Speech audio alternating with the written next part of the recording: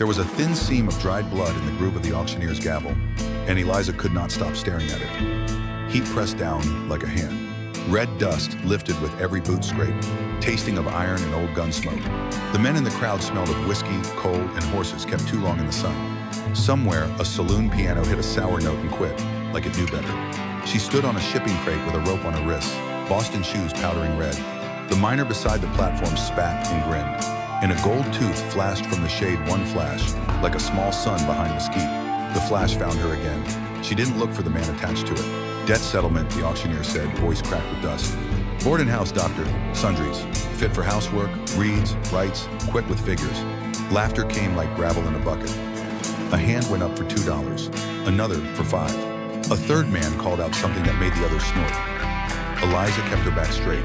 She thought of a blue parlor in Boston and the clean click of her father's watch. The memory had edges now. Under her bodice lay one folded letter with a raised seal she could feel in the flesh. A cold coin pressed to skin. She had not burned it when she should have. She had not burned it when the stage rolled west and the last green fell away. The bids clawed their way upward. 15, 20. The gold tooth turned, patient as a wolf. He came in quiet from the edge, a tall rider with wind in his coat and a horse that stopped on a thought. Hat brim low, beard trimmed with a knife, not a barber's hand. He did not smell of the saloon. He smelled of sage and a long trail, and of something else, old fire maybe, long bank. He watched the crate like a man watches a river crossing for a hole that will take his horse down. 30, someone tried. The rider said, 300. Silence broke over the street the way thunder breaks. First the feel, then the sound. Boots shifted. The auctioneer blinked. A stray fly circled his mouth and landed on the red seam in the gavel. Sold, he croaked, faster than he meant to, because the crowd had gone too still. Greenbacks and gold eagles hit the table, counted without show. He did not look at Eliza when he cut the rope at her wrists. He watched the knife so it would not nick her. He handed her his coat without asking, a plain thing smelling of horse and smoke, and she put it on because the sun had teeth. You ride? He asked. Her throat worked. Not well. We'll go slow. They stepped off the crate together, and the crowd opened with the soft hiss of men who had been thinking one thing and were now thinking another. Across the street, a doctor leaned in the shadow of his doorway, arms folded, eyes set like a man weighing odds. A second-story window creaked open. A woman's hand rubbed a clean circle in dust, then withdrew. Down by the hitch rail, the gold tooth laughed without moving its mouth. She mounted the bay with help she did not ask for and did not refuse, and the saddle leather sighed. Hoofbeats tapped a steady measure that the town could not follow. They passed the telegraph office, where a paper curled on the board in the wind, ink gone to a brown that was almost the color of dried blood. She didn't look at it. She felt the seal against her ribs and the heat under her skin, and she kept her hands folded so they would not shake. He said nothing else until the last boardwalk gave way to open ground. The desert took the sound of the town and ate it, leaving wind and distance and sunlight like the glare off a blade. She waited for him to ask what she had done and why this price. He did not ask. He looked ahead, as if he already knew there were men who kept accounts by other ledgers. Behind them, the gold tooth turned one last time and marked their backs for the night. 300 coins had closed one book. Out beyond the mesquite, the West kept a second ledger, and it remembered names. The first sound she noticed at his ranch was not the wind, but the hollow groan of a shutter swinging loose. It tapped the wall slow, like a man thinking. The house sat on the edge of a wide plain, boards weathered gray, roof patched with tin that caught the sun like a blade. Beyond it stretched the desert brush, low and stubborn, sky so wide it could smother a soul that had no ground underfoot. Eliza slid down from the bay with a stumble. Dust clung to her hem and throat. She half expected him to tether her like stock, to mark his claim the way men did with cattle. But Ezra only swung down himself, checked the cinch, and gave the horse a pat between the ears. He moved like a man measuring his own weight against the land. Inside, the air was cooler. A lamp trimmed neat. A shelf heavy with books whose spines bore scars of use. Eliza ran a finger over one, Tacitus. Another, Milton. She pulled back her hand quick, as though the names might burn. In Boston, her father had read the papers loud each evening. He'd said a woman's cleverness was a dangerous ornament. She wondered what he would make of this rancher with dust on his boots and Rome on his shelf. Ezra set a tin cup on the table, filled from a clay jug. Waters from the well, sweet enough if you're parched. He spoke without turning, and when she drank, he left her silence to her. That silence worked on her nerves more than questions might have. She studied his shoulders in the lamp's glow, the way they carried weight without sagging. A question pressed her tongue, why 300? Why her, but she swallowed it. Outside, a coyote cried thin. The shutter tapped again. Night fell heavy on the house. He unrolled a spare blanket on the cot near the hearth. Yours, he said. She wanted to refuse, pride bristling, but the truth was her legs shook from more than the ride. She took the blanket and sat down, the boards creaking beneath her. Later, with firelight painting the rafters, she caught him by the window, hand on the frame, staring into the dark where the plane met the stars. His face unreadable. The coat he'd given her still hung on her shoulders. She realized then that he had not once asked about her debts, her shame, or the man with the gold tooth. It unsettled her more than if he had, because questions could be answered. Silence had no ledger. The night wind shifted, carrying the faint smell of ash, as if some fire smoldered unseen across the desert.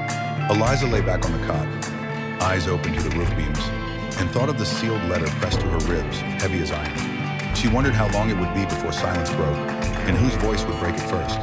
She woke to the smell of smoke that did not belong to the hearth. The air was sharp, acrid, carrying a bite that stung the eyes. For a moment she thought it a dream. Boston chimneys spilling soot across the harbor. Then she heard the horses screaming. Eliza ran barefoot to the yard. Night pressed thick, the stars smothered by rising haze. The barn was a tower of flame, boards cracking, nails shrieking as they tore loose. Sparks leapt high, carried off by the wind into the sagebrush. Ezra was already there, shirt half-buttoned, hauling at the latch while the fire licked around his shoulders. He pulled the stall gate wide and slapped the rump of a terrified gelding. The horse bolted, mane aflame for an instant before vanishing into the dark. Eliza froze. The heat pressed against her face, hotter than anything she'd known. Her hands shook useless at her sides. Ezra shouted something her name. Maybe, but it drowned in the roar. She saw him stagger out with a saddle slung on his back, smoke curling from his beard. His eyes, when they met hers, were hard as hammered steel. Beyond the fence, just past the glow, she caught it again, that gleam of gold in a mouth grinning from shadow. A figure on horseback, still as stone. Slater. The flame made his tooth flash like a star dragged low. He raised 2 fingers to his hat, mock salute, before turning his horse downslope. She could hear the hoofbeats pounding away, measured, certain, like a man who knew the message was sent. The barn gave a final groan and caved, sparks shooting skyward. Ezra dragged water from the trough, flung it where he could, though the blaze laughed at such small mercy. Eliza stumbled forward, wanting to help, but he caught her wrist. Too late. His voice was smoke, worn. They stood side by side as the fire finished its meal. Eliza thought of the letter against her chest, the seal that had burned her skin for weeks. She knew now that word of her past had crossed the desert faster than she had. Boston's shame had followed her, wearing a gun belt and a smile lined with gold. When the barn fell to ash, Ezra dropped his bucket and leaned on the fence rail. His breath came slow, steady, though his eyes tracked the horizon where Slater had vanished. Eliza wanted to speak, to confess everything in one rush, but the words stayed locked in her throat. The fire burned down to coals. Coyotes howled far off, answering one another across the black plain. Ezra's face caught the dull red glow, his silence heavier than judgment. Eliza pressed her arms tight around herself, knowing the West kept its ledgers, and hers was already marked. She shivered, not from cold, but from the certainty that the fire was only the beginning, and the tooth in the dark would come again. The shutter was nailed back in place, but it still trembled with every gust of wind. Eliza sat at the table, hands around a tin cup gone cold. She had been awake since before dawn, listening to the boards creak, to Ezra's boots outside pacing ground hardened by ash. The barn lay in ruin, black ribs of timber clawing at the sky. The smell of smoke clung to her hair no matter how hard she scrubbed. Ezra came in with the first light. He didn't speak. He set a saddlebag on the floor, half burned at the edges, the brass buckle warped from heat. He stood over it like a man measuring his losses, then straightened and fixed his gaze on her. His silence was heavier than questions. She felt the seal burn against her ribs again. The truth clawed at her throat, bitter as coal dust. She tried to steady her breath, but the words forced themselves out in broken pieces. It wasn't debt. Not only debt, there was $5,000 missing. They said I took it. His eyes narrowed, not with shock, but with the weight of something he had expected. He pulled out a chair and sat, arms on his knees, listening. She spoke haltingly, each word scraping raw. Boston offices, ink on ledgers. Her signature forged by Charles Witmore's hand. The whispering clerks, the locked door, the letter with the raised seal that bound her to shame. Her voice cracked when she said his name. She could still see Charles's smile, genteel in public, vicious in private. She remembered the moment he pressed close in the corridor, hissed that she would bear the ruin alone. She had believed it then, and she believed it still. Because here she was, branded thief, sold in dust, carried west by men who weighed wind in his coin. Ezra did not move. The silence stretched until it filled the room, pressing against the walls. She wanted him to curse, to send her out, to call her liar. Instead, he poured water into her cup, slow and steady. "And you carry proof?" Her hands shook as she touched her bodice. The letter, his seal. But no one believes a woman's word against his. Ezra leaned back, the chair groaning. He studied her as if she were a trail map. Her words a line across land he had already walked. Then he nodded once. Not forgiveness, not judgment. Just a man setting a truth down where it could not be ignored. The coyote's cry came thin across the morning, same as the night before. Eliza lowered her head, tears hot but brief. She had confessed, but there was no lightness in it. Only the deeper weight of knowing her past rode close behind, wearing a gold tooth that gleamed like a promise of fire yet to come. The saloon's doors swung wider than usual, left to creak on their hinges, like someone had no mind to close them. Ezra noticed it first, reining his horse at the hitch rail. The lanterns inside burned too low for mid-evening, and the sound of laughter was hollow, forced. Eliza felt the hair rise at her nape. She had not stepped inside a saloon since Boston's train station, yet here she was, drawn in by silence more than by sound. They entered together. The floorboards gave off their sharp smell of spilled whiskey and boot leather. Men at the card tables did not look up, though their hands hovered near belts, as if remembering something they had been told. At the back bar, Dr. Hayes leaned on his elbows, glass of rye untouched, his spectacles catching lamplight like a pair of watchful coins. Ezra gave him a nod. Hayes returned it slow, then turned his eyes to Eliza. Not unkind, but measuring. She knew then that word of her had spread. This desert carried stories faster than wind, and the one about her was already shaping in men's mouths. From a corner table came a scrape of chair legs. Two strangers rose, one with a scar crossing his jaw, the other broad and heavy-shouldered. Their coats hung too neat for miners. Their boots carried no dust. Charles Witmore's reach had long fingers, and Eliza felt the grip of them here. "Evening," the scarred man said, his voice clipped like it had been taught to keep secrets.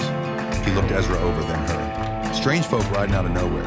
Stranger still when barns catch fire in the night." The words carried no accusation, yet every ear in the room stiffened.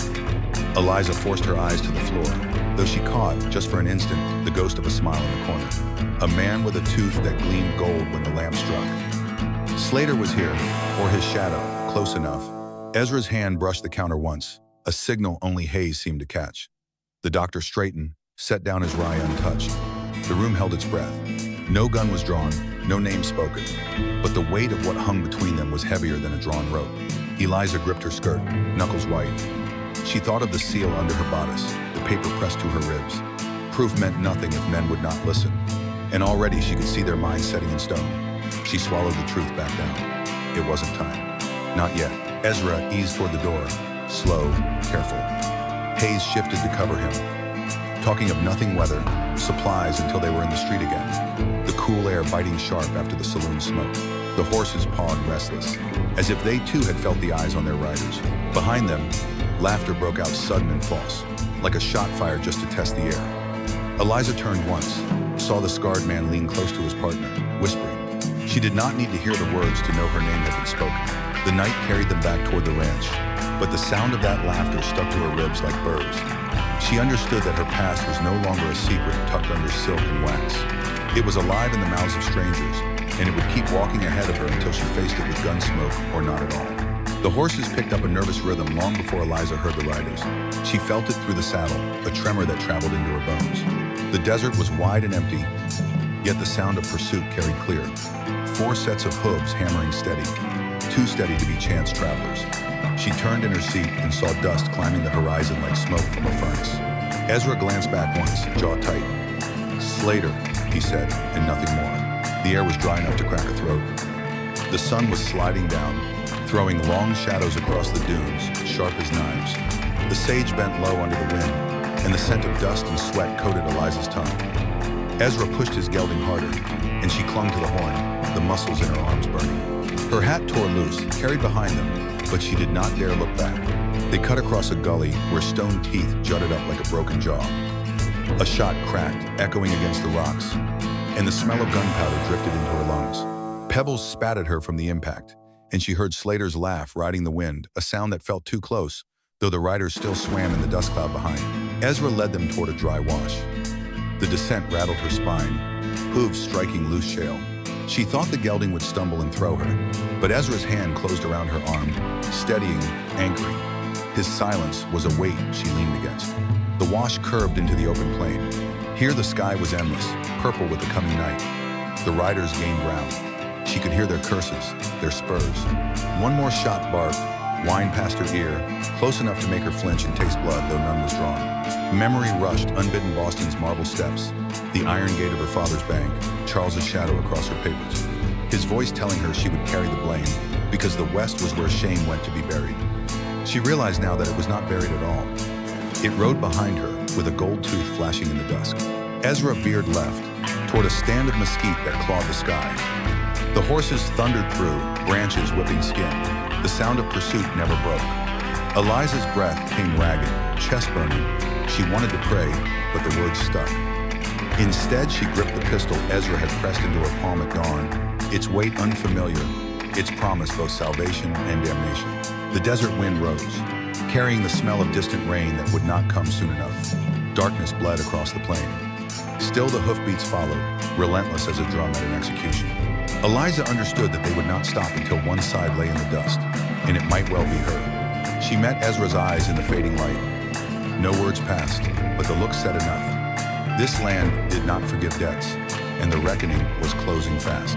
The saloon's piano stood broken, its keys rattling under the wind that pushed through a busted window. Lamps guttered low, shadows shifting against walls scarred by bullet holes from older nights. Eliza's boots sank into sawdust damp, with spilled beer as she stepped inside. Ezra moved close, shoulders squared, the doctor just behind them with his bag swinging heavy, like another kind of weapon. The street outside had gone silent, the kind of silence that comes before a storm, before a man's hand finds the iron at his hip.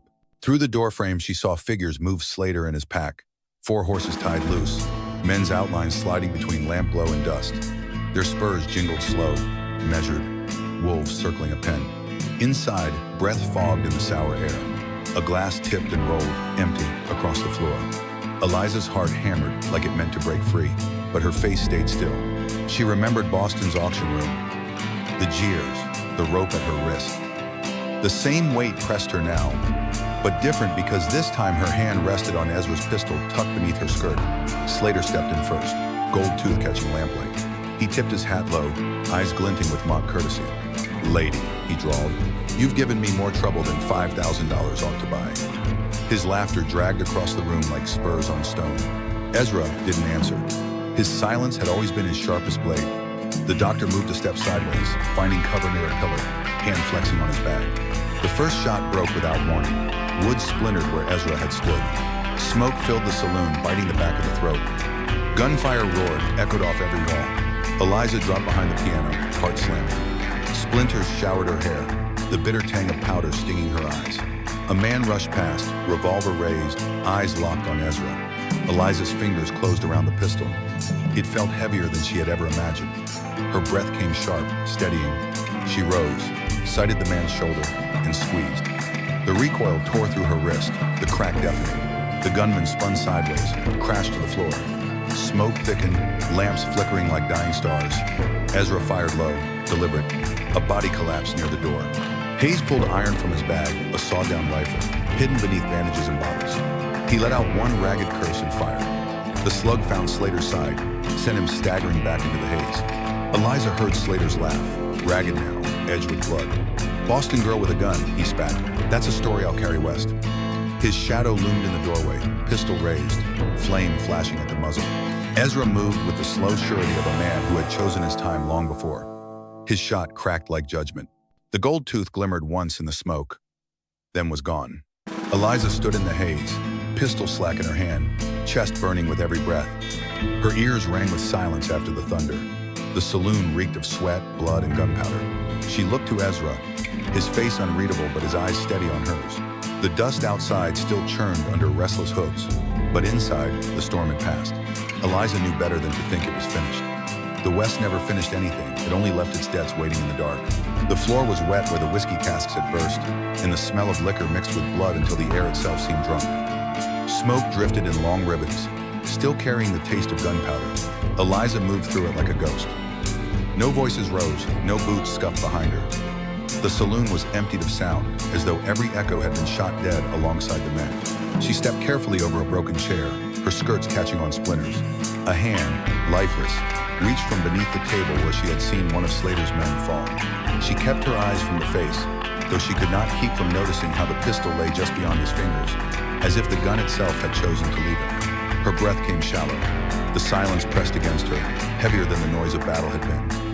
Ezra was somewhere beyond the haze, but she did not call his name. She feared breaking that stillness, feared it would answer back with something she was not ready to hear. Her boots dragged through the sawdust, now dark, with what could never be cleaned. She remembered the jeering crowd in Boston, the wooden crate beneath her feet, the gavel's bloodstain. That seam of red in the wood had followed her here, stretched across the desert, widened into this floor, this ruin. She felt it had always been waiting for her. Near the bar lay Slater.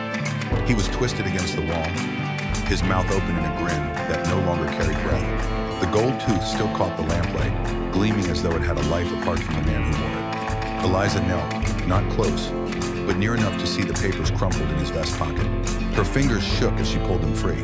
The parchment was damp at the edges, but the ink held fast.